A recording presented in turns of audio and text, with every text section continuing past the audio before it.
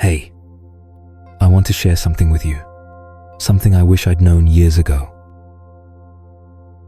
You know those nights when you lie awake, feeling like you're living the wrong life? When everything looks fine from the outside, but inside, something's just missing? Maybe you know that feeling. Like you're running in a race you don't remember signing up for. I don't know where you are right now listening to this. Maybe you're lying in bed, unable to sleep. Maybe you're driving home after another long day. Or maybe you're just searching for something different.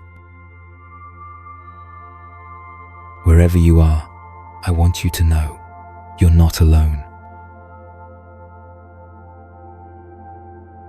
Today, I want to tell you about a journey. Not just my journey, but maybe ours. A journey back home to ourselves. A few years ago, I stumbled across the ancient Zen masters. They weren't superhuman or magical people. They were just ordinary folks like us, but they discovered something that maybe we're all searching for.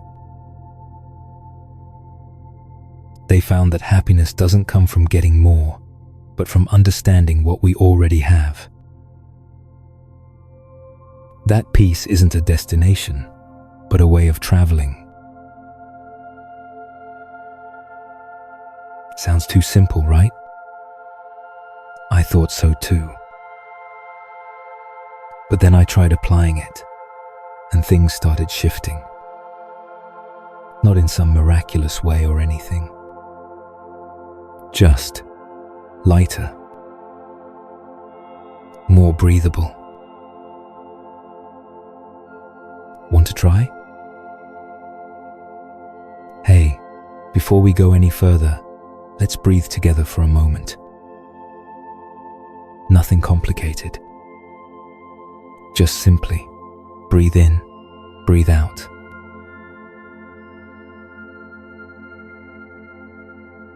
Can you feel that? That tiny moment when everything seems to pause? That's our first glimpse of the home we're looking for. For the next 60 minutes, I want to take you deeper into that space. Not as some guru or teacher, but as a friend who's walked a little ahead and wants to share what I've learned along the way. We're going to explore some things together. Why the things we try to control most are often what exhaust us most. And is there a way to let go without feeling like we're giving up? Have you ever noticed that you're not your thoughts? That there's some part of you observing those thoughts? We're going to meet that part of you. What can our most difficult moments teach us? And how do we hurt without suffering? How to find the sacred in the most ordinary things, like drinking morning coffee or listening to rainfall. How to bring this peace into real life when your boss is yelling, when your kids are sick, when life keeps throwing curveballs. And finally, is recognizing that what we've been searching for might have always been here, just waiting for us to come back. You know, I used to think I had to become someone else to be happy. Had to achieve something, fix everything in my life. Had to make it all perfect. But then I learned from those ancient teachers, maybe I don't need to become someone else. Maybe I just need to remember who I've always been. Listen, I'm not promising that after 60 minutes, everything will be perfect. Life will still have its challenges.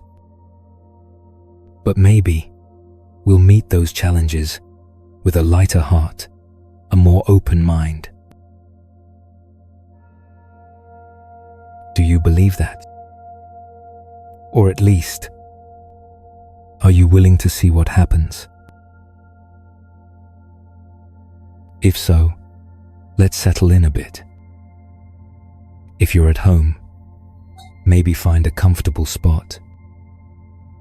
If you're driving, just keep driving normally. I'll make sure everything stays safe. If you're walking, let each step become a kind of meditation. This isn't a lecture or class. This is just two friends sitting together, talking about what really matters. About how to feel at home in your own skin. About how to love this life, imperfect as it is. You ready? Let's start with just a small question. What's the thing you're gripping tightest in your life? And is it gripping you back? Take one more deep breath. And let's go find some answers together.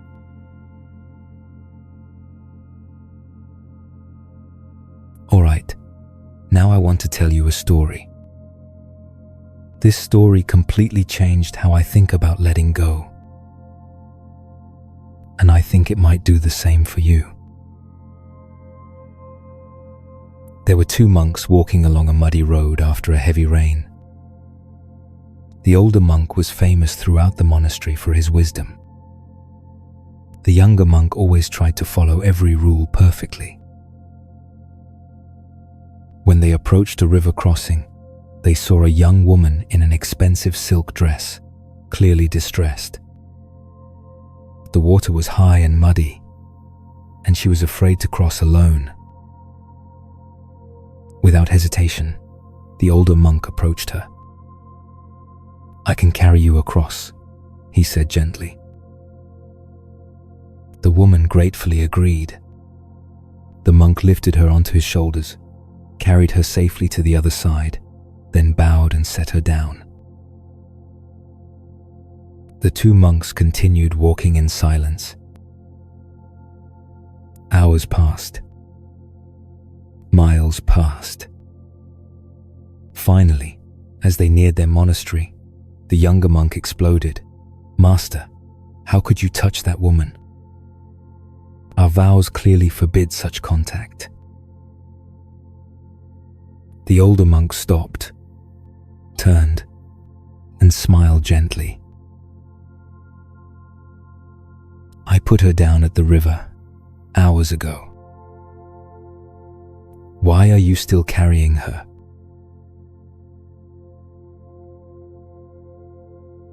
Pause for a moment. Do you see yourself in this story? Yesterday, last week, even years ago, what have you put down that your mind is still carrying? That argument with your coworker? Criticism from your boss? A relationship that ended? A decision you regret? This is the heart of Zen wisdom, the difference between responding to life and being trapped by life. The older monk helped completely, then let go completely. The younger monk was still stuck at the river, still arguing with what had already happened. You know, I had a friend once, let's call her Sarah. Sarah had this habit of replaying every conversation in her head. If someone said something that could be interpreted multiple ways, she'd analyze those words for days. What did they mean by that? Should I have responded differently? Are they mad at me? One day, after Sarah told me about stressing all week over some random comment from a coworker, I asked her, "Sarah, Do you realize that coworker probably forgot what they said 5 minutes after saying it, but you've been carrying it for a whole week? That's when it hit her. She was carrying things that other people had put down long ago. And hey, I'm not judging Sarah. I used to do this too. We all have. So, why do we grip things that have already passed?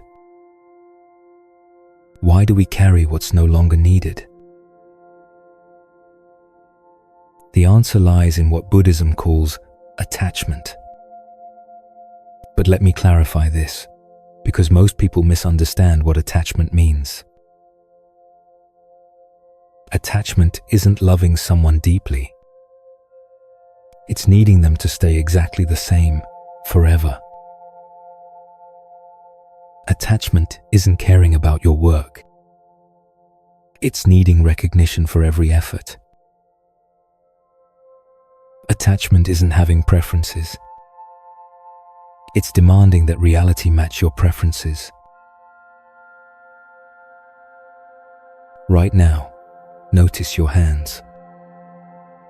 Are they clenched or open? Your body knows the difference between holding and gripping. The ancient Zen masters discovered something revolutionary. When you hold life lightly, the way you'd hold a butterfly, it stays. When you grip it tightly, trying to control and possess it, it dies in your hands. This doesn't mean becoming passive or uncaring. It means becoming like water. Water is incredibly powerful.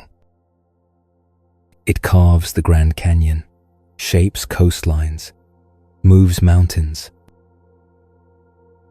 But water never fights. It flows around obstacles, finds the path of least resistance, yet gradually transforms everything it touches. When you try to grasp water, it slips through your fingers. But when you cup your hands gently, water rests there peacefully. Let's try something together. Take whatever you're holding right now, your phone, a cup, even this moment, and notice the difference between holding it secure enough that it won't fall, but loose enough that you're not gripping. Feel that?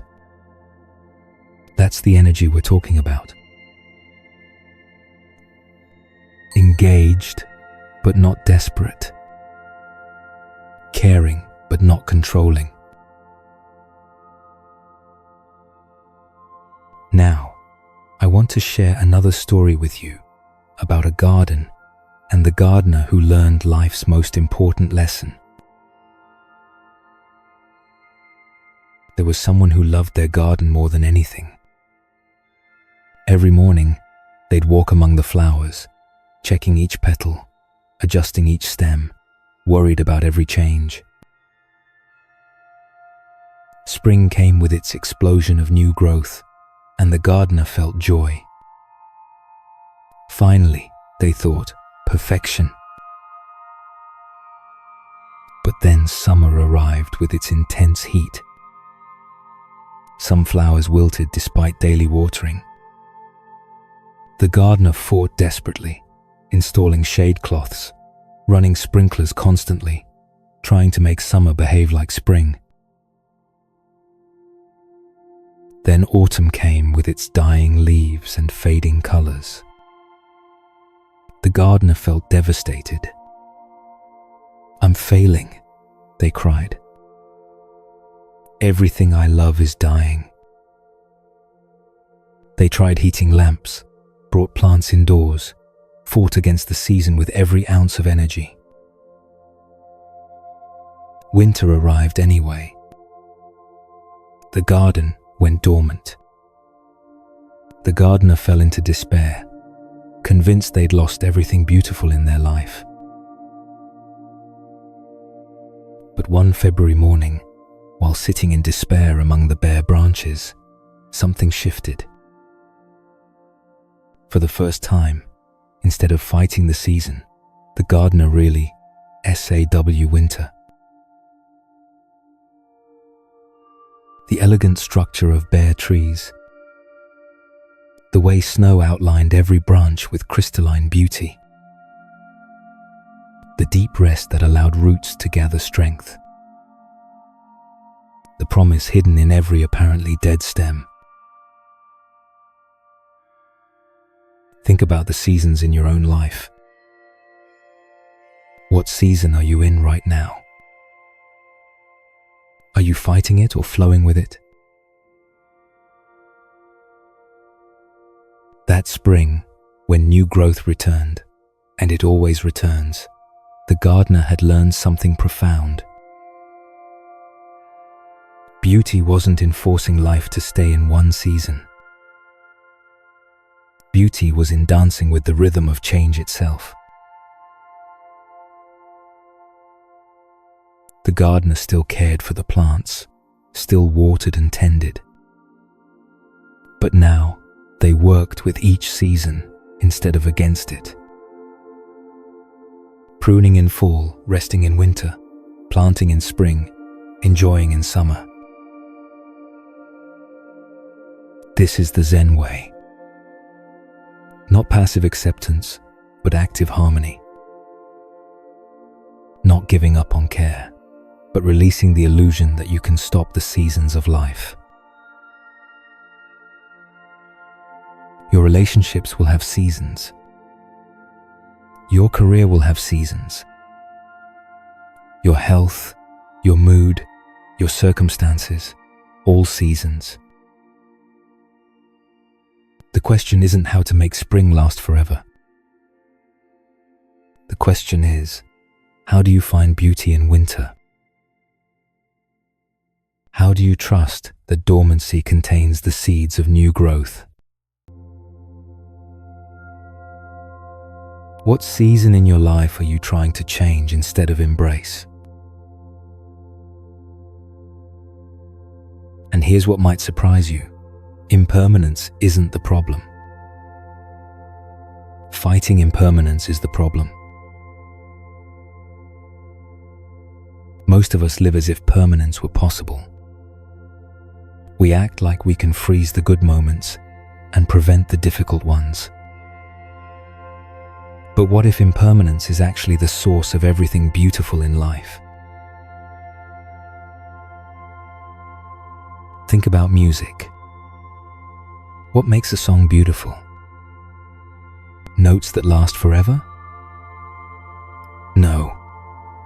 Notes that arise, express themselves fully, then dissolve into silence, making space for the next note. If every note lasted forever, there would be no music, just noise. Think about seasons. What makes autumn beautiful? Trees desperately trying to keep their leaves? No. The graceful letting go, the glorious surrender that prepares for winter's rest and spring's renewal. Think about your own life. What moments do you treasure most? Aren't they often the transitions? Graduations, weddings, births, even deaths, moments when one chapter ends and another begins. Right now, notice your breath. Each inhale is followed by what? An exhale. You don't try to hold your breath forever. You don't panic when the exhale comes. You trust the rhythm. Your breath knows something your mind sometimes forgets, that letting go isn't death. It's what makes the next breath possible. Even the emotion you're feeling right now, whether it's peace, sadness, hope, or anxiety, it's already changing. From the moment it arose, it began its journey toward transformation. This isn't a tragedy. This is liberation. It means the pain you're carrying won't last forever. The worry that feels so permanent is actually just weather passing through the sky of your being. It also means the joy you experience is precious, precisely because it's temporary. When you know something won't last forever, you receive it more fully, love it more deeply, appreciate it more completely. The Zen masters understood this. When you stop trying to make impermanent things permanent, you can finally enjoy them while they're here. Think of something difficult in your life right now. Really feel it. Now remember, this too is impermanent. This too will change. How does that awareness affect your relationship to the difficulty?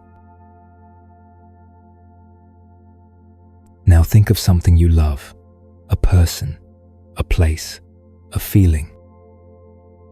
Really appreciate it. And remember, this too is impermanent. This too will change. Does that awareness make you love it less or more?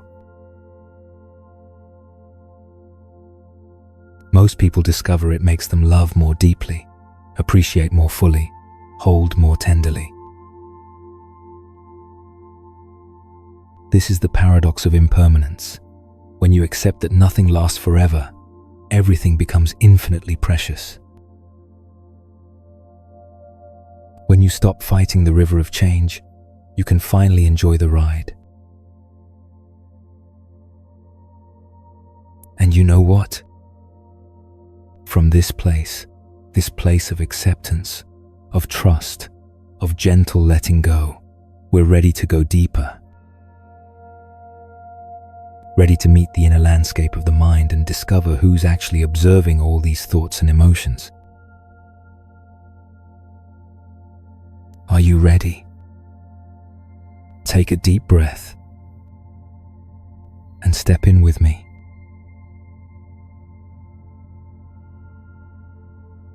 All right, friend. Now I want to introduce you to someone. Someone you've known your whole life but maybe never formally met. That someone is the real you. No, I'm not kidding. Let me explain. Your mind is like the sky, and your thoughts are like clouds. Right now, as you listen to these words, notice that there's a space of awareness in which these words are appearing. This awareness isn't the words themselves. It's also not the voice in your head that might be commenting on these words. It's the open, knowing presence that can observe both the words and the commentary without being identical to either. Let's explore this together. For the next 30 seconds, I want you to simply notice what thoughts arise in your mind. Don't try to stop or change them. Just watch them like you're watching clouds form in the sky. What did you notice? Maybe thoughts about this exercise, about your day, random memories, planning thoughts, judging thoughts. They came and went, like clouds drifting across the sky. Now here's the key insight. You were able to observe those thoughts, which means you are not those thoughts. You are the awareness in which thoughts appear. Most people live their entire lives believing they are their thoughts. When angry thoughts arise, they become an angry person. When anxious thoughts appear, they become an anxious person. When sad thoughts come, they become a sad person. But what if you're actually the sky, not the weather? The sky is completely unaffected by the weather passing through it. Storms can be fierce, but they don't damage the sky. Clouds can be dark and heavy, but they don't stain the sky. Sunshine is beautiful, but the sky doesn't cling to keeping it forever. Notice right now, are you thinking or are you aware of thinking? There's a difference. The thinking is the cloud. The awareness of thinking is the sky. I remember a friend named Mark. Mark was an accountant, and he had this habit of overthinking everything. Every decision, big or small, he had to analyze from every angle. Should I buy this shirt? Does this color suit me? What will people think of me? Am I wasting money? One day, Mark told me he spent 3 hours deciding what to have for lunch. 3 hours for lunch. I asked Mark, do you realize that while you were stressing about choosing food, there was some part of you observing that stress? Mark paused, thought for a moment. Yeah. There's a part of me that's like watching from a distance. That's it. That was the sky in Mark's mind. And from there, everything started changing for him. Instead of getting swept away by every storm of thought, Mark learned to rest in the spacious awareness that observed them. Recognizing this changes everything. When difficult emotions arise, instead of drowning in them, you can rest in the spacious awareness that holds them. When mental storms occur, instead of being swept away, you can remain grounded in the calm clarity that observes them. You are not the weather in your mind. You are the vast, open sky in which all weather appears and disappears. Now, let me share another crucial distinction with you, the difference between pain and suffering. This might completely transform your relationship with difficulty. Buddhism makes a crucial distinction, the difference between pain and suffering. Pain. It's part of being human in a world where bodies age, relationships change, and circumstances don't always match our preferences. You can't control whether pain arises in your life. Suffering is optional. It's the layer of mental anguish we add on top of pain and division, the stories we tell ourselves about why the pain shouldn't be happening, what it means about us, how long it will last, who's to blame. Let me give you a real-time example. Say you're stuck in traffic today. The traffic exists. That's pain. Natural, unavoidable challenge of living in a busy world. But then notice what your mind does. This always happens to me. I should have left earlier. Now they'll think I'm irresponsible. This ruins my whole day.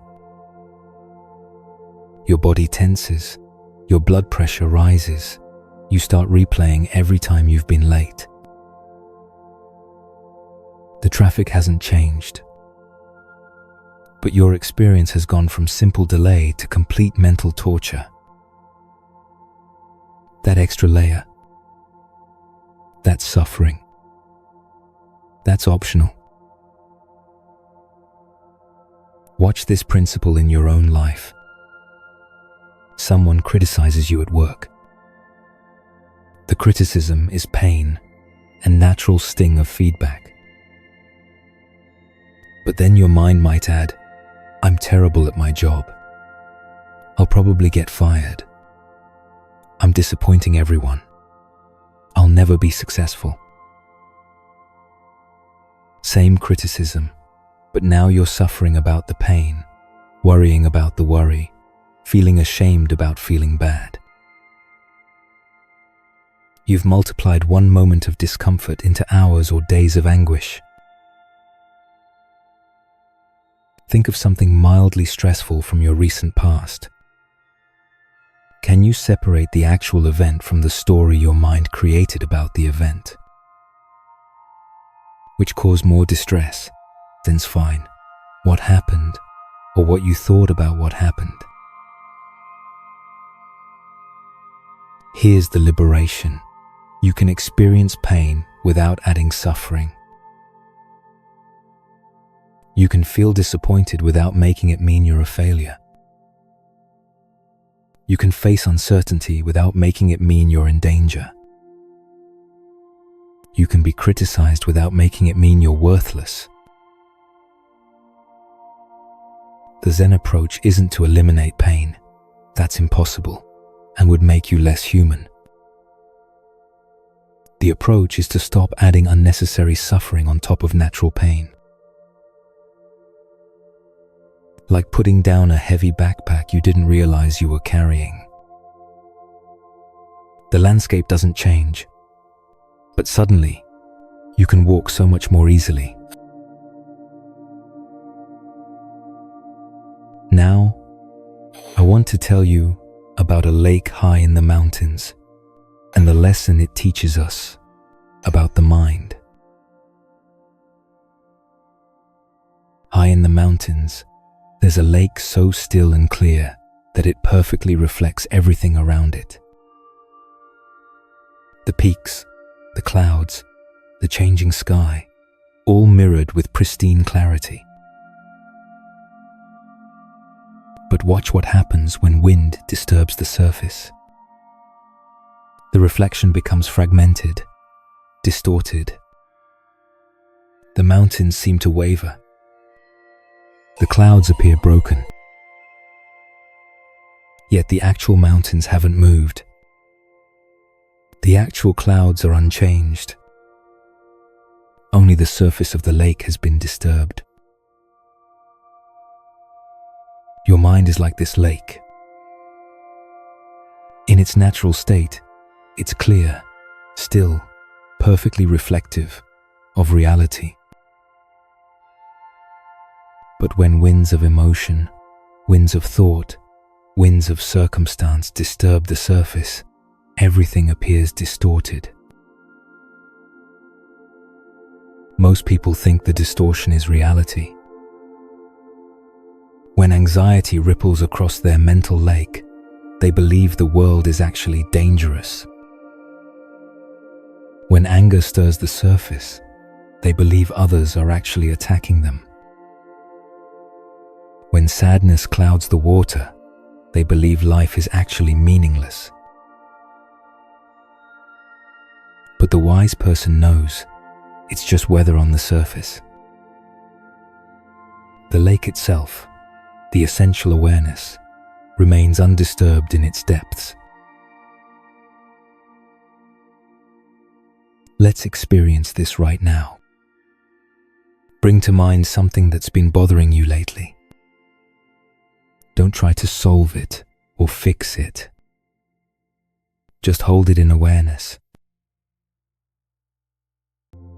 Notice, there's the situation itself, and there's the mental activity around the situation. Can you feel the difference between the lake bottom, the still awareness that holds everything, and the surface activity? Even if the surface is choppy right now with worry or frustration, can you sense the deeper stillness that remains untouched? That stillness isn't something you need to create. It's always there, waiting beneath whatever storms pass through.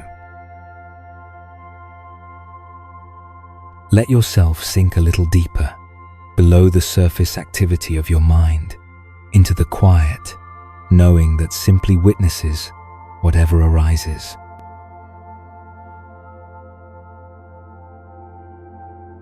This witnessing awareness has never been disturbed by anything you've experienced. It was present when you were 5 years old. It's present now, and it will be present in whatever challenges come.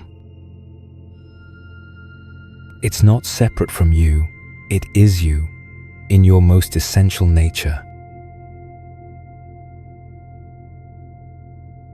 So, how do you actually work with your mind when your boss is yelling at you? When your teenager won't talk to you? When anxiety is spiraling at 3 a.m.? The answer isn't to fight your thoughts or emotions. Fighting them gives them more power, more attention, more importance. It's like trying to smooth water with your hands. The more you try, the more disturbed it becomes. Instead, you learn the art of mental Aikido. In Aikido, you don't oppose force with force. You blend with the energy and redirect it. Same with thoughts and emotions. Let's say anxiety is visiting. Instead of, "I shouldn't feel anxious," or "this anxiety is ruining everything," you practice, anxiety is here. Hello, anxiety. You're just trying to protect me, aren't you? What are you worried about? You're not feeding the anxiety by agreeing with all its stories. But you're also not fighting it, which usually makes it stronger. You're acknowledging it like a visitor who will eventually leave. Practice with an emotion you've been struggling with lately. Instead of trying to get rid of it, try saying, "I notice emotion is here. I don't have to believe everything it's telling me, but I can acknowledge its presence without being controlled by it." How does that feel different from your usual relationship with that emotion? Here's another practical tool, the 5-4-3-2-1 grounding technique, but with a Zen twist. Notice 5 things you can see, but see them like you're seeing them for the first time, with fresh eyes. Notice 4 things you can touch, and feel the miracle that you can sense texture, temperature, weight. Notice 3 things you can hear, including the spaces between sounds. Notice 2 things you can smell, appreciating your body's incredible ability to detect molecules in the air. Notice 1 thing you can taste, even if it's just the taste of your own mouth. This isn't just distraction from anxiety. This is returning to your senses, to the present moment, to reality as it actually is, rather than as your worried mind imagines it to be. For the workplace, when stress hits, take 3 conscious breaths. Not to fix anything, just to remember that you are the awareness breathing, not the stress being breathed. For relationships, when someone pushes your buttons, pause and ask, what button is being pushed? Who installed that button? Do I have to keep that button there? for daily life. Throughout your day, occasionally ask, who is aware right now? Not as a philosophical question, but as a way of remembering the spacious self that observes all the drama without being damaged by it. How does your mind feel different now compared to 15 minutes ago? What's shifted in your relationship to your own thoughts and emotions? This isn't about becoming a perfect person who never has difficult thoughts. This is about becoming someone who can have any thought or emotion without being hijacked by it. Someone who knows the difference between experiencing a storm and believing you are the storm. From this foundation of mental freedom, you're ready to explore how even our deepest pain can become a doorway to wisdom. Because sometimes, the things that hurt us most teach us the most valuable lessons about love, compassion, and what it truly means to be human. Are you ready to go deeper? Take a deep breath and follow me into the next territory.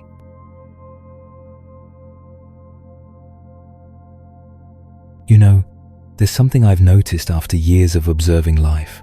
The most inspiring people I've ever met all have one thing in common.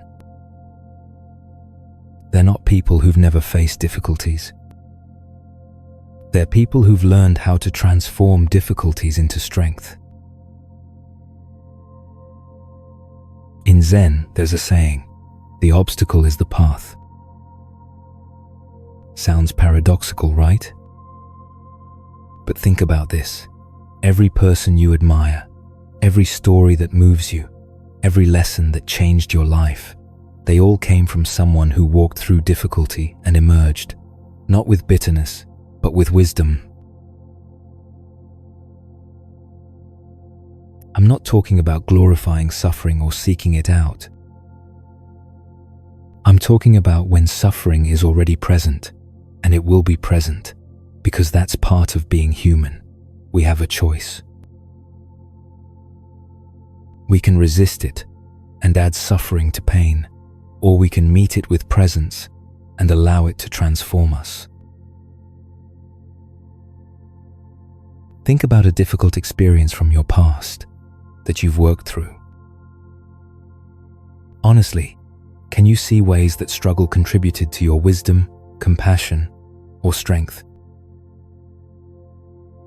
I'm not asking you to be grateful for trauma, just to notice if any growth emerged from the healing process. Resistance keeps you stuck in victimhood. Presence opens the possibility of becoming a warrior, not someone who fights life, but someone who meets life with courage, wisdom, and an open heart. The same fire that melts butter forges steel. The same pressure that crushes coal creates diamonds. The same storms that destroy weak trees force strong trees to grow deeper roots. What makes the difference? Not the absence of difficulty, but the quality of presence you bring to difficulty. Now I want to tell you an ancient story about a water bearer and two pots. There was a water bearer who had two large pots. Every day, he would fill both pots at the stream and carry them home on a pole across his shoulders. One pot was perfect. It never leaked a drop and always delivered a full portion of water. The other pot had a crack down one side, so by the time they reached home, it was only half full. For 2 years, this happened daily. The perfect pot was proud of its accomplishment, delivering exactly what was expected.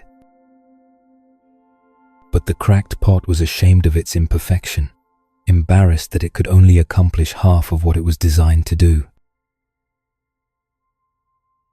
Finally, the cracked pot spoke to the water-bearer. "I am ashamed of myself. This crack in my side allows water to leak out all the way back to your house. You get only half the water you should because of my flaw."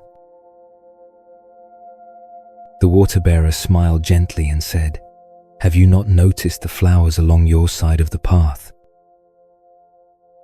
I planted seeds there, and every day as we walk back, you water them. For 2 years, I've been able to pick these beautiful flowers to decorate my table. Without your supposed flaw, my home would not have this beauty." Pause for a moment. What are the cracks in your life that you've been ashamed of? Your sensitivity? Your struggles with anxiety? Your unconventional path? Your past mistakes? What if these aren't flaws to hide, but unique gifts to offer the world? Your sensitivity might allow you to understand others' pain in ways that perfect people cannot. Your anxiety might have taught you profound empathy for others who struggle. Your unconventional path might inspire someone else to trust their own journey. Your mistakes might become wisdom that guides others away from similar pitfalls. The Japanese have a beautiful concept called kintsugi, the art of repairing broken pottery with gold. Instead of hiding the cracks or throwing away the broken piece, they highlight the fractures with precious metal, making the repaired object more beautiful than the original. Your breaks, your wounds, your imperfections, when healed with awareness and self-compassion, don't make you damaged goods. They make you a work of art, uniquely beautiful in ways that unmarked perfection could never be. Think about the people who have most deeply touched your life. Weren't they often the ones who had been broken and healed, who had walked through darkness and found their way to light? Their cracks didn't diminish their beauty. Their cracks became where the light got in. This week, instead of hiding your struggles, consider sharing them appropriately. Not for pity or attention, but as an offering of authentic humanity. Watch how your vulnerability gives others permission to be real too. Instead of apologizing for your sensitivity, your pace, your different way of seeing the world, start appreciating these qualities as your unique contribution to the human family.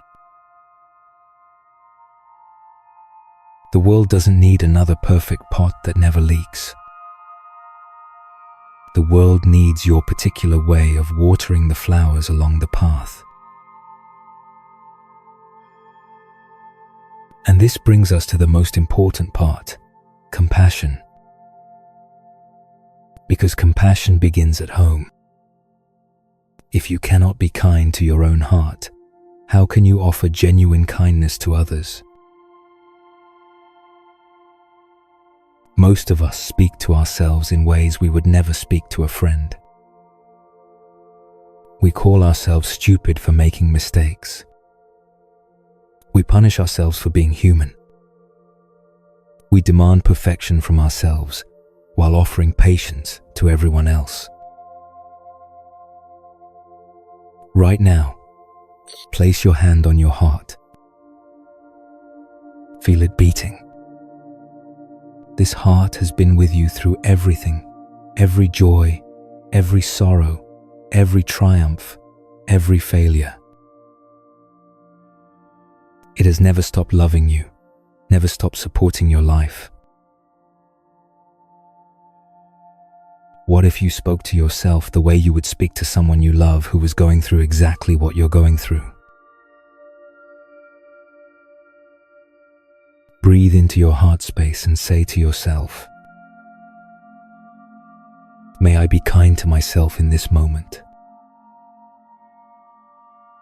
May I recognize my pain without drowning in it. May I offer myself the compassion I would give a dear friend. May I remember that making mistakes is part of being human." Does this feel foreign? Uncomfortable? That's normal. Most of us have been trained in self-criticism, not self-compassion. But like any skill, kindness toward yourself can be developed. Self-compassion isn't self-indulgence or making excuses. It's treating yourself with the same basic kindness you'd show a stranger who was struggling. It's recognizing that you're doing the best you can with the awareness, resources, and circumstances you currently have. When you stop being at war with yourself, you free up enormous energy for actually living your life. When you stop punishing yourself for being imperfect, you can start learning from your mistakes instead of just suffering over them.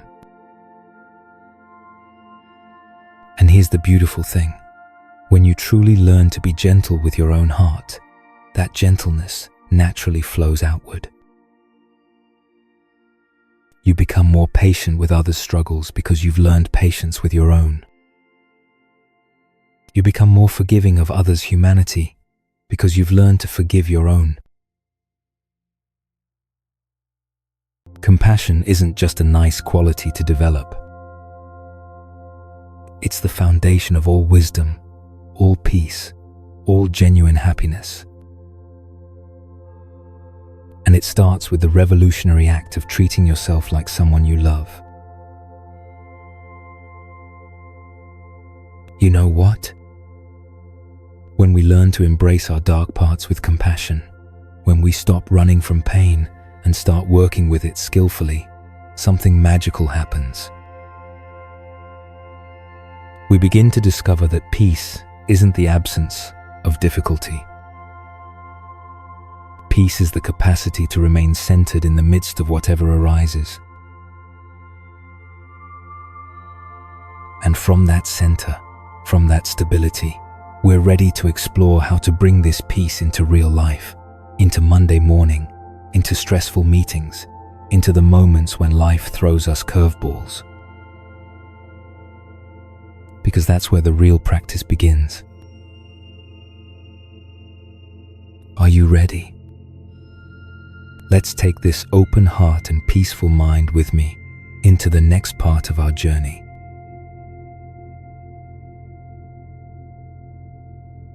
You know what's beautiful about everything we've explored together? You don't need to climb a mountain or achieve some mystical state to find what we've been talking about. The sacred is hiding in plain sight, in your morning coffee, in the feeling of water on your hands, in the simple miracle of breathing. Let me ask you something. Right now, without changing anything, just notice. You are aware. You exist. Consciousness is happening through you in this moment. Isn't that remarkable? You didn't create this awareness. You can't control it or own it. But here it is, effortlessly present, allowing you to experience everything, these words, your thoughts about these words, the space in which both arise. This awareness that you are, not that you have, but that you are. This is what the Zen masters called your Buddha nature. It's been with you since birth. It will be with you until death. It's completely ordinary and absolutely sacred.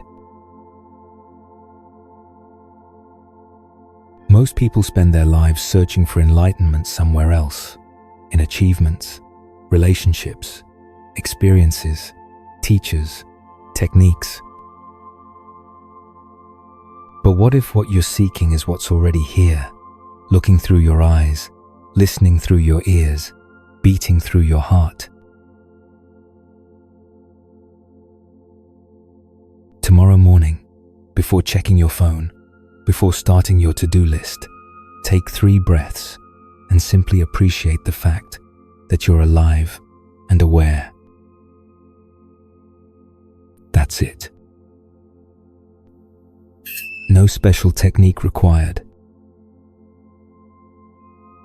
When you wash dishes, feel the warm water, notice the texture of soap, appreciate your hand's ability to clean and create order. You're not trying to achieve anything spiritual. You're simply being present to what's actually happening. When you're walking, occasionally notice that your feet are touching the earth, that your body is moving through space, that the miracle of locomotion is happening without any effort from your conscious mind. This isn't about becoming a different person. This is about waking up to who you've always been underneath all the stories, roles, and identities you carry. But here's the real question, isn't it? How do you actually bring this into Monday morning traffic with your coffee spilled on your shirt and 3 missed calls from work? How do you find peace when your teenager is giving you attitude, or when your boss is micromanaging every detail? True spiritual practice isn't separate from ordinary life. It's ordinary life, met with extraordinary presence. When someone cuts you off in traffic, instead of immediately reacting, take 1 conscious breath and remember, this person is probably stressed, late, dealing with their own struggles. Your reaction won't change their behavior, but it will change your experience. When your child has a meltdown, instead of matching their energy with frustration, become the calm in their storm. Breathe. Remember that big emotions in small bodies are overwhelming and offer presence rather than solutions. When work stress hits, take 30 seconds to feel your feet on the ground, your breath moving in and out, and remember, you are not your job title, your productivity level, or your last performance review. You are the awareness experiencing all of these things. What's one small way you could bring more presence to your daily routine? Mindful toothbrushing? Grateful awakening? Compassionate commuting? Choose something simple and specific. Remember, the goal isn't to be perfectly mindful all the time. That's impossible and would make you exhausted. The goal is to have more moments of waking up throughout your day. More instances of remembering who you really are underneath all the roles you play. These moments accumulate. Each time you choose presence over reactivity, each time you respond from awareness rather than automatic patterns, you're strengthening your capacity for peace. It's like developing a muscle. At first, it takes effort to remember to be present. But gradually, presence becomes more natural, more available, more stable.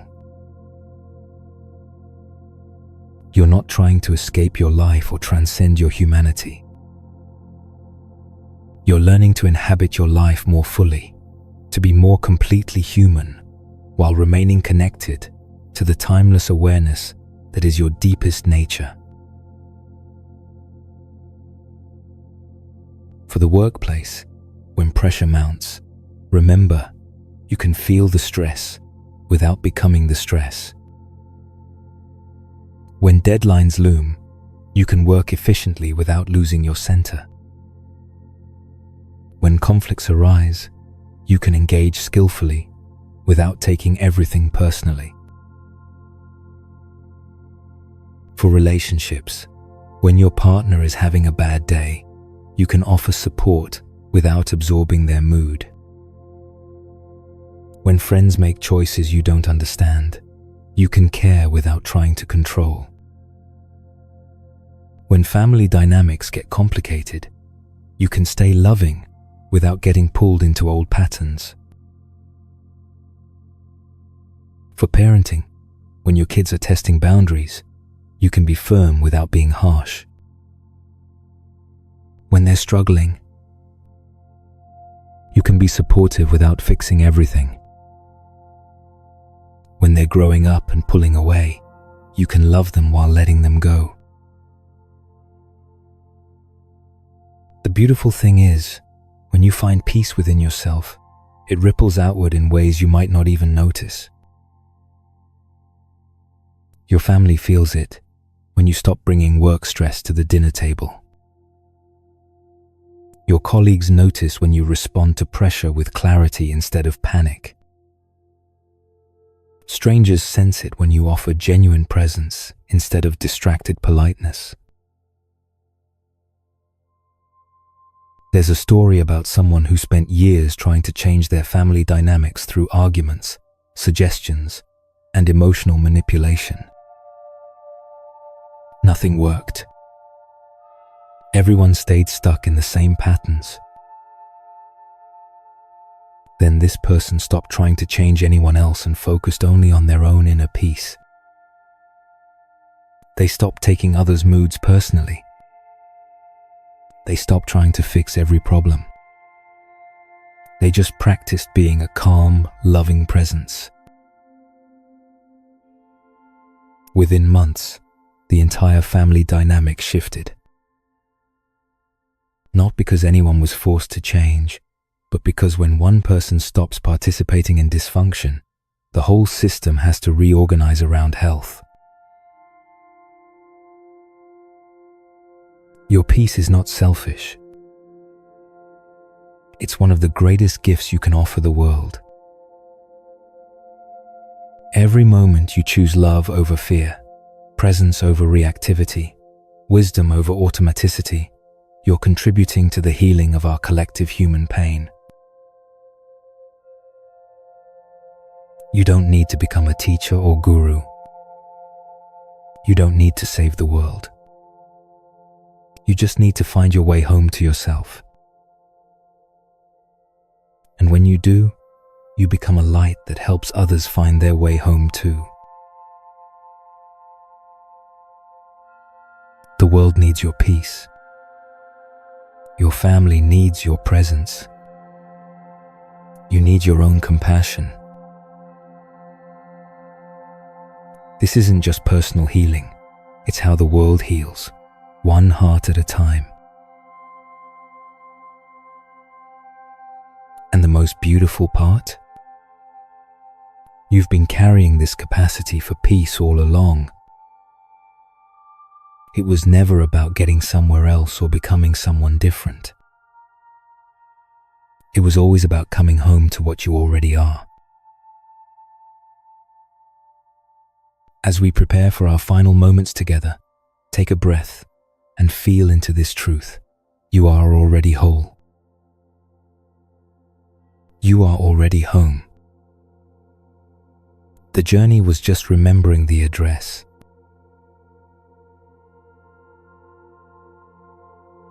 My friend, as this journey draws to a close, take a moment to notice, how do you feel now compared to when we began? You came here seeking something, peace, understanding, relief from suffering. But what if tonight you didn't actually find anything new? What if you simply remembered something you had temporarily forgotten? The peace you've touched in these moments, it wasn't created by these words or techniques. It was uncovered. It was already there, waiting patiently beneath all the mental noise, all the worry, all the striving. Feel the awareness that has been listening this whole time. That awareness is not separate from you. It is you, in your most essential nature. It has never been disturbed by anything you've experienced. It was present when you were 5 years old, it's present now, and it will be present in whatever future unfolds. You are already home. You have never truly been lost. You just temporarily forgot the address. Remember this feeling. Remember this recognition. Not as something to grasp or possess, but as something to return to whenever you feel lost. In the comments, share just one word that describes how you feel right now. No need for long explanations, just one word that captures your heart in this moment. Your word will be a gift to everyone who reads it, a reminder that we're all walking each other home. Rest now in your natural state of being, knowing that you are enough, you are loved, and you are free.